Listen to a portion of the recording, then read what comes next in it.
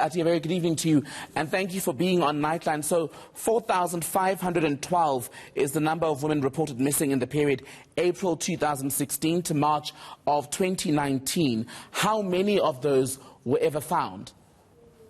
Well, it's important to understand it's a life system. As we find women go missing. At this point in time, the average remain in that specific region. But I must say that basically every hour, women are cancelled as found, returned safely home, found by the police, and new women are going missing. So it's a life system. It's really difficult to say this is how many the police are finding. And you also have people who disappear on a regular basis for circumstances that varies from domestic abuse, personal reasons that is not always revealed to the police. So it's difficult to put a figure on that.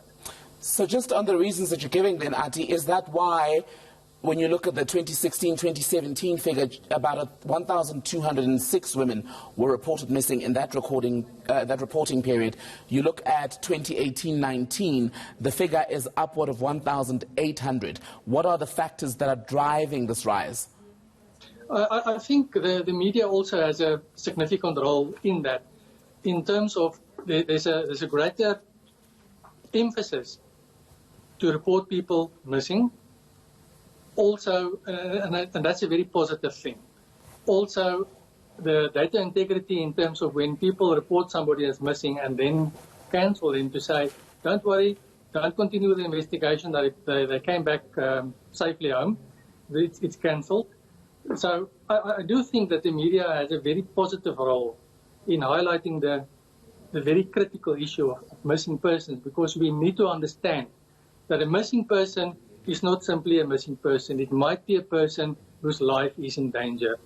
And the South African Police Service also issued numerous additional instructions to ensure that detective service as well as visible policing pull out all stops when it comes to the tracing of missing persons. But we then actually also have to have a conversation about the reporting rate, because not everyone who disappears or goes missing is reported, I would imagine. So the number is possibly much higher. That is indeed true. And I again want to emphasize, people must not, especially if you understand that there's a pattern in your loved one's life.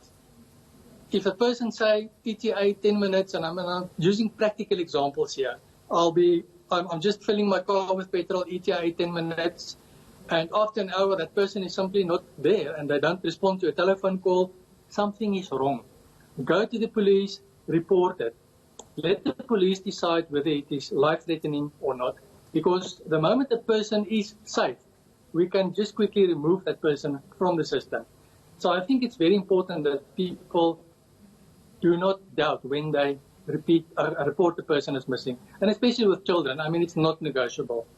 A 2-year-old, a 4-year-old, a 7-year-old don't just walk away from home. It's unnatural. There's no such a thing.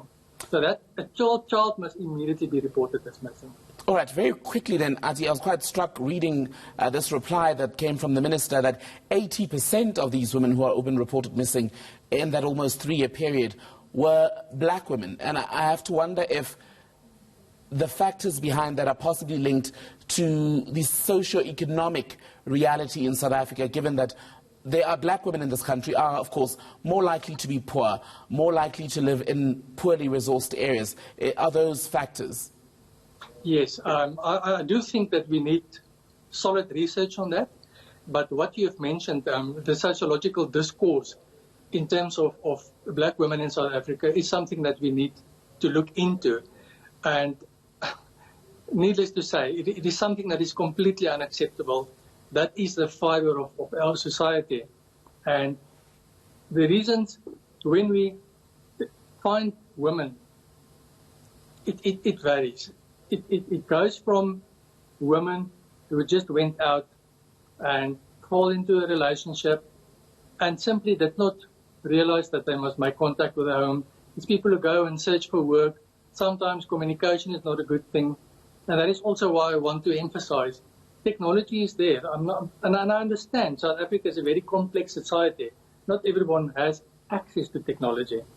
But when people have it, let your family members be part of it. There are free apps that can create a family circle, and it really assists the police when it comes to the investigation.